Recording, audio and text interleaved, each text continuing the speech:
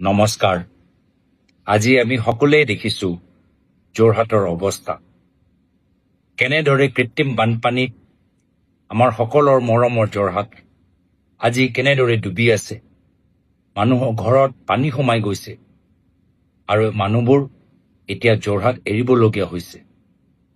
প্ৰত্যেক বছৰ একেখিনি কথা দেখুওৱা গৈছিলে সপোন, স্মাৰ্ট চিটিৰ সপোন, আৰু সঁচাকৈ আমিও ভাবিছিলো যে গুৱাহাটী, যোৰহাট আৰু বিভিন্ন চহৰ নগৰ আদৰ্শ চহৰ হ'ব, আদৰ্শ নগৰ হ'ব, স্মাৰ্ট চিটিৰ সপোনবোৰ বাস্তৱ হ'ব। কিন্তু কি দেখা পাইছো যে প্ৰত্যেক বছৰ আমি একেখিনি কথা শুনো। বৰষুণৰ ওপৰত গোটেইখিনি নিজৰ দায়িত্ব এৰি দিয়া যায়। চৰকাৰৰ ফালৰ পৰা কথা বহুত বৰষুণ হ'ল, নতুন কথাটো নহয়। ক্লাইমেট চেঞ্জৰ সময়ত বৰষুণ হ'বই আৰু কম সময়ৰ ভিতৰত যথেষ্ট বৰষুণ হ'ব। সেইকাৰণে পৰিকল্পনা লাগে। কিন্তু পৰিকল্পনা আমি ক'ত দেখা পাইছো? ইতিমধ্যে বাজেট আহি গ'ল। এই বাজেটৰ ভিতৰত কৃত্ৰিম বানপানীৰ কাৰণে কিমান টকা পইচা এখন চৰকাৰে দিছে। আৰু কৃত্ৰিম বানপানী মাত্ৰ যোৰহাটৰ সমস্যা নহয়, গুৱাহাটী, ডিব্ৰুগড়, শিৱসাগৰ, আমাৰ চহৰ নগৰৰ ভিতৰত একে আমি সমস্যা দেখা পাইছো। তথাপিও চৰকাৰে কিমান গুৰুত্ব দিছে আমি সকলোৱে জানো। কৰিব কি লাগে? গুৰুত্ব দিব লাগে মিউনিচিপেল কৰ্পৰেশ্যনক, ফাণ্ডিং বঢ়াব লাগে, কেপাচিটি বঢ়াব লাগে, অফিচাৰ কেপাচিটি বঢ়াব লাগে, ভালদৰে নিয়ন্ত্ৰণ কৰিব লাগে, মিউনিচিপালিটিৰ দ্বাৰা দিয়া যোৱা কণ্ট্ৰেক্টবোৰ, কামবোৰ আৰু ভালদৰে মনিটৰ কৰিব লাগে, ছুপাৰভাইজ কৰিব লাগে। কিন্তু নহয়গৈ। কোঅৰ্ডিনেশ্যন নাই, ফাণ্ডিং নাই, ছুপাৰভিজন নাই, আৰু যাৰ ফলত যিবোৰ কাম হয় এই কামৰ কোনো কোৱালিটি নাই। চৰকাৰৰ ফালৰ পৰা এই সময়ত আমি কি বিচাৰো? একশ্যন, কাম। কথা নহয়, কাম লাগে। আৰু সেইকাৰণে আজি এইখন ভিডিঅ' আমি বনাইছো। ভাবো কেতিয়াবা যদি কংগ্ৰেছৰ নেতৃত্বৰ চৰকাৰ আজি যদি অসমত থাকিলেহেঁতেন, প্ৰথম বাজেটৰ ভিতৰত আমি কৃত্ৰিম বানপানী গুৰুত্ব দি আমি বৃহত্তৰ এটা মিছন আমি তৈয়াৰ কৰিলোহেঁতেন। তথাপিও আজি আমাৰ চৰকাৰ নাই, কিন্তু বিৰোধী দল হিচাপে আমাৰ কিছু কৰ্তব্য আছে।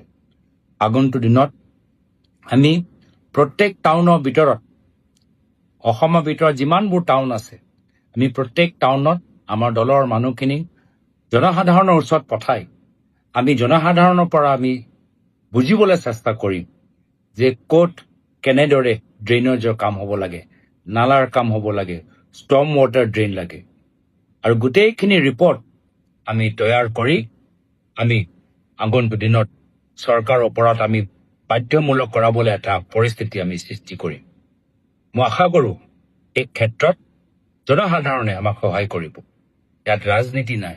আমি অসমৰ উজ্জ্বল ভৱিষ্যত আমি বিচাৰোঁ। যদি আগন্তুক দিনত কৃত্ৰিম বানপানীৰ সমস্যা প্ৰত্যেক চহৰত বা যোৰহাটৰ ভিতৰত প্ৰত্যেক ৱাৰ্ডত কি সমস্যা আছে, এই কথাখিনি যদি আপোনালোকে ডাইৰেক্টলি মোক জনাবলৈ বিচাৰে, তেতিয়াহ'লে মোৰ ইমেইল এড্ৰেছ হ'ল office@gauravgogoi.in। এই ইমেইল এড্ৰেছ যোগেদি মোক মেছেজ কৰক, ইমেইল পঠাওক। যোৰহাটৰ বাসিন্দা হ'লে আপোনাৰ ৱাৰ্ডৰ ভিতৰত কি সমস্যা আছে আমাক জনাওক। আৰু এনেদৰে আমাৰ ইমেইল যোগেদি আৰু বিভিন্ন আমাৰ দলৰ সতীৰ্থসকলক আমি অনুৰোধ জনাইছো, আৰু আগন্তুক দিনত এই কাৰ্যসূচী আমি হাতত ল'ম যে যদি চৰকাৰে নিজৰ মানুহ নপঠায়, মন্ত্ৰীবোৰ নিজৰ পত্নীৰ নামৰ মাটি কিনাত ব্যস্ত হৈ আছে, ৰাজ্য চৰকাৰ কেন্দ্ৰ চৰকাৰৰ লগত মিলি মাত্ৰ ডাঙৰ উদ্যোগপতি ক'ত নিজৰ ফেক্টৰী বহাব পাৰে তাৰ বাবে চিন্তা কৰি আছে। আমি চিন্তা কৰিম আপোনালোকৰ বাবে। এই ক্ষেত্ৰত আজি আমি বিচাৰো যে যদি আমি চৰকাৰৰ পৰা কিছু কাম আশা কৰোঁ, আমিও নিজে কাম কৰি দেখাব লাগিব। আজি এইখিনিয়ে কথা ক'লো। বহুত দুখ লাগিছে, দুখিত। আৰু আশা কৰোঁ এই ক্ষেত্ৰত আমাৰ দলৰ সতীৰ্থসকলক আহ্বান জনাইছোঁ যে যিমান পাৰে এই সময়ত জনসাধাৰণৰ ওচৰত যাওক, সহায় কৰক।